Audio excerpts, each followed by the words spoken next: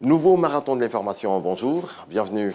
On part tout de suite à Genève, en Suisse, où se tient l'Assemblée mondiale de la santé. Le président de cette 76e session invite les pays membres à accentuer la lutte contre les maladies. Cela dans un contexte de solidarité régionale et internationale. Le professeur Mamadou Samba, directeur général de la santé, représente la Côte d'Ivoire à ce rendez-vous. Le point de Walter Amadou Ouattara.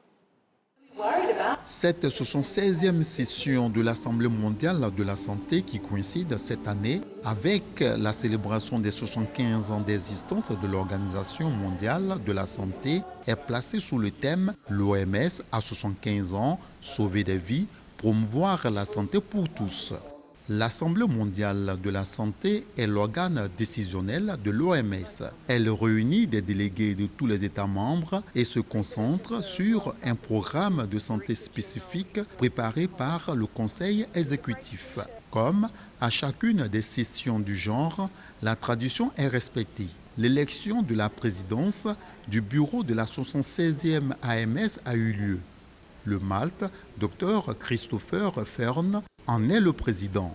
Il exhorte les pays membres de l'organisation à la solidarité dans l'innovation. En tant que leader mondial de la santé, quelles que soient les conditions environnementales, culturelles et sociales, nous avons le devoir de lutter contre les maladies et les décès.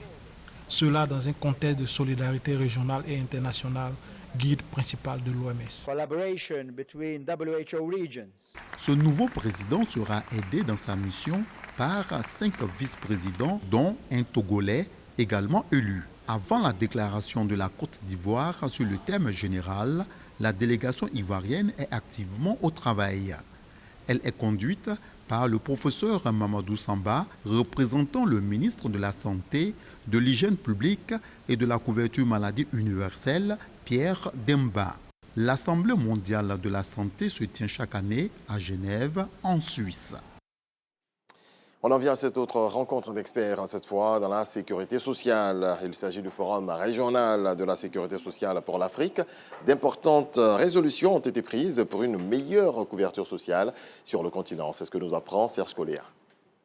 Plateforme interactive de procédés et de bonnes pratiques, panel, partage d'expériences. Le Forum régional de la sécurité sociale pour l'Afrique a été riche en enseignements de la vie des participants. La sécurité sociale joue un rôle essentiel dans l'inclusion et la lutte contre la pauvreté. Il est important pour nous de voir les différentes expériences pour en tirer bénéfice et prendre les bonnes pratiques. C'est tout un processus d'évolution. Petit à petit, on fait des pas importants pour l'amélioration de la sécurité sociale.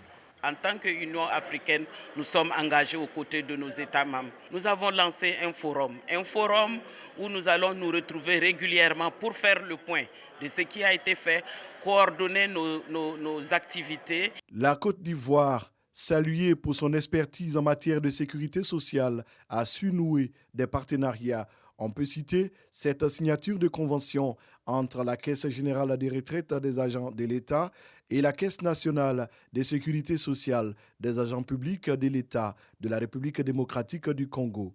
La CGRAE a une forte réputation au niveau notamment de la sous-région. Et donc l'enjeu en signant le présent partenariat est de parvenir à obtenir, à tirer le maximum de profit de l'expérience ivoirienne en matière de gestion de système de sécurité sociale. Le ministre de l'Emploi et de la Protection sociale, Maître Adama Kamara, se réjouit de l'engouement autour de ce forum régional. Ce forum régional de la sécurité sociale pour l'Afrique a été une étape importante dans notre quête commune d'une sécurité sociale forte et inclusive sur notre continent. En tant que ministre de l'Emploi et de la Protection sociale de la République de Côte d'Ivoire, je m'engage à faire avancer cette cause. Plus de 400 participants venus de 52 pays ont montré tout l'intérêt de cette tribune. Dans le reste de l'actualité, en bref, en image, au Nigeria, c'est un projet titanesque dont le coût s'élève à près de 20 milliards de dollars, soit 13 000 milliards de francs CFA. La giga-raffinerie de l'homme d'affaires milliardaire Aliko Dangote a été inaugurée ce 22 mai 2023 à Lekki, dans la périphérie de Lagos, par le président sortant, Muhammadu Buhari. À travers cette raffinerie, Aliko Dangote, l'homme le plus riche d'Afrique, a promis de sortir le Nigeria des pénuries d'essence à répétition. À terme, la raffinerie d'Aliko Dangote doit produire 650 000 barils de produits raffinés, essence, diesel, kérosène, de quoi couvrir entièrement les besoins en carburant du Nigeria et même d'exporter un surplus. Merci à vous tous de votre attention. On se retrouve